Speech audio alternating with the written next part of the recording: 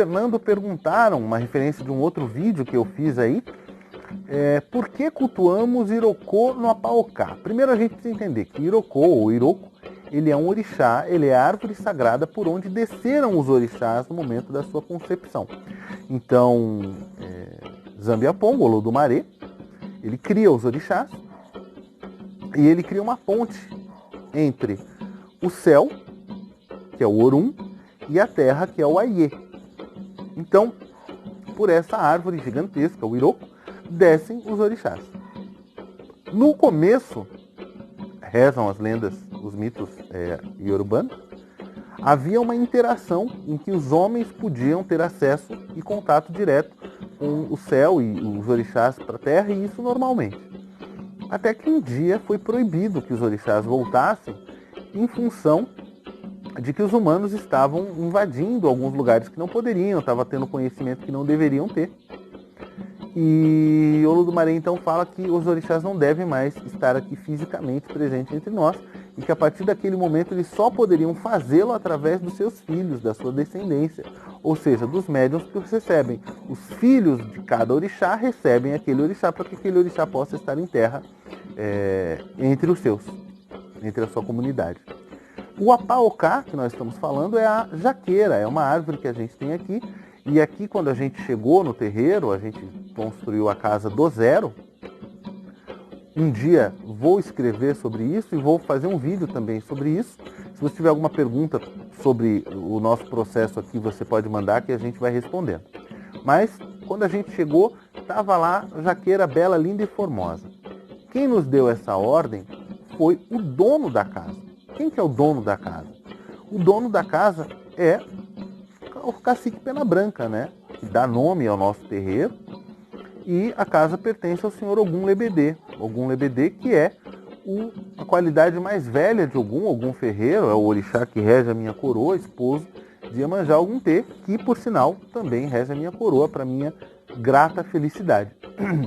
Então, nós podemos prestar culto à árvore sagrada em qualquer árvore. No caso aqui a gente tem algumas árvores que são sagradas para a religião. O Apaocá pertence a Oxóssi, que é o meu terceiro santo. Então, por conta disso aqui a gente presta os cultos de reverência a Iroco no Apaocá. Respondido? Vamos para a próxima. O Péricles mandou uma pergunta muito interessante. Qual que é a importância do Ecodidé para o iniciado no candomblé? Bom, primeiro a gente tem que falar o que é Ecodidé, né? Ecodidé é um papagaio vermelho africano. E quando o Iaô, na verdade funciona assim. Quando você chega numa casa de candomblé, você vai começando a sua história espiritual, no início você então é chamado de profano. Profano em que sentido? Você ainda está no mundo material. Ao contrário do que muita gente pensa, o candomblé é cheio de reverências, regulações, compromissos. A gente não simplesmente chega aqui, entra na roda e dança junto. Não, tem todo um processo envolvido, tem um sentido, tem um significado. Até vou colocar nessa resposta algumas respostas de algumas perguntas junto, mas vou responder primeiro aqui do Ecodidé. E aí, quando você entra na casa, você então é um não iniciado, e aí você vai fazer a sua primeira obrigação. Essa primeira obrigação vai te elevar à posição de Abiã. Abiã é um recém-nascido. Quando você então vai fazer as suas obrigações, vai raspar o seu santo, você vai fazer o seu santo, você então vai se despir da sua antiga persona. Você vai entrar num processo de retiro espiritual em que você vai entrar literalmente no útero do teu orixá, vai entregar ao seu orixá toda a sua história. Você renasce naquele momento. Motivo pelo qual você é então apresentado à comunidade. Renascido. Recebe um nome espiritual. Você passa um período em que você tem que se preservar, que a gente chama de preceito. Não posso entrar nos detalhes disso. Mas quando você sai da iniciação, vou colocar uma imagem aqui, ó, como é que a pessoa normalmente sai da iniciação no candomblé.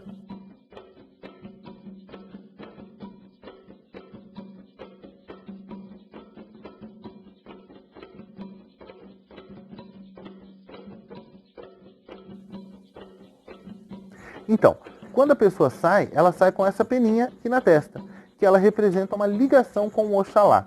Lá no Mitologia dos Orixás, do Reginaldo Prandi, tem o mito certinho. Dá uma pesquisada que é bem bacana a história que conta a relação entre o Oxalá e o Ecodidé. A representação, então, tem o Ecodidé e no alto da cabeça, como vocês viram aí, tem o Ossum. São as pinturas sagradas, tem aí um procedimento, também não posso entrar nesse detalhe, porque acaba sendo uma quebra de segredo de santo. Isso você vai ter que aprender quando você for iniciado, tá bom? Vou emendar aqui então na pergunta do Péricles mais algumas respostas que me parecem interessantes e estão linkadas com o mesmo assunto. Nem todas as perguntas eu estou colocando os nomes porque algumas pessoas pediram que reservasse a identidade delas. Mas então me perguntaram o que é o Mocan. Mocan é a joia do iniciado. Então, como eu falei na resposta anterior, na sua primeira obrigação você se torna um Abian, depois de um ano você faz a sua confirmação de obrigações e aí você se torna um Iaô. Você tem período para permanecer aprendendo, em que outras iniciações serão feitas, e até que você chegue num ciclo de 7 anos, em que você vai estar pronto, e aí quando você fechar o seu ciclo de 21 anos, você vai ser, em algumas casas, algumas nações 7 anos, algumas nações 21 anos, você vai se tornar um filho de santo pronto, feito, um ebome. E aí naquele momento você vai então saber, caso até não tenha sido falado até aquele momento, você vai saber qual é o seu caminho espiritual. Seja um filho mais velho que vai se tornar um especialista no culto aos orixás que regem a sua coroa e vai ensinar isso para os mais novos, ou seja, uma das pessoas que vai ter uma função específica dentro do Egbé. Se você quiser saber quais são as funções específicas de uma casa de santo, ponha nos comentários. Eu faço um vídeo e te falo exatamente qual é a função. Porque dentro de uma casa de candomblé, que a gente chama de Ilê ou Inzó, na Angola a gente usa o dialeto banto, Kibundo no caso, então Inzó é casa, Ilê também é casa, por sinal. O que acontece? Tem uma estrutura, tudo funciona como uma engrenagem. Então, para que tenha um babalaô fazendo o seu trabalho, tem todas as pessoas que trabalham em volta para que tudo aconteça. Né? O xirê, o trabalho todo só acontece se existe, então, essa relação. Nós temos ogãs, vários tipos de ogã, tem iqued, tem abacê, vários nomes legais aí. Não são nomes de pratos de comida africana, mas são funções específicas de uma casa de santo, tá bom? Voltando lá, então, ao Mocan. Eu vou colocar uma foto aqui, mostrando um Mocan para você.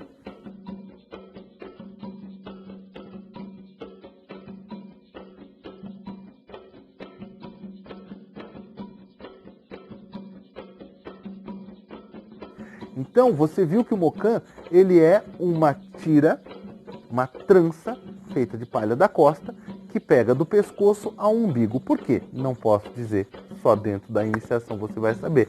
Mas isso daí é o Mocan, ok? É um conjunto, é uma proteção, mas também um significado muito, muito, muito lindo, muito bonito. Eu não posso entrar nos detalhes, mas eu vou dizer a você, isso é como o cordão de prata que liga o corpo físico ao corpo espiritual. O Mocan é uma representação da sua ligação com o seu orixá. Acho muito triste que tem pessoas em casas de candomblé que não só não usam o Mocan, como tem vergonha de usar o seu Mocan, ou o que é pior, tanto dos mais novos que têm vergonha de usar o Mocan, porque o Mocan é usado pelo Iaô durante todo o seu processo de feitura, mas também quando a pessoa está com o orixá dela na sala e puxam o orixá pelo Mocan. Isso é muito triste, viu? Vou até pedir a Go aqui e dar uma sugestão para você. De repente você não sabe disso, ninguém te explicou. Quando você tiver que conduzir um orixá na sala, pegue ele delicadamente, respeitosamente pela roupa, viu? Nunca pelo brajado, nunca pelo fio de conta dele, nunca pelo Mocan. Só o babalaô, só a Ialaô, só pai e mãe, ou a madrinha, o padrinho, que são as pessoas ali que fazem as culturas, ou a shogun dele, a pessoa que cortou para ele, são as pessoas que podem pegar um orixá ali pelo brajado, pelo Mocan, tá bom?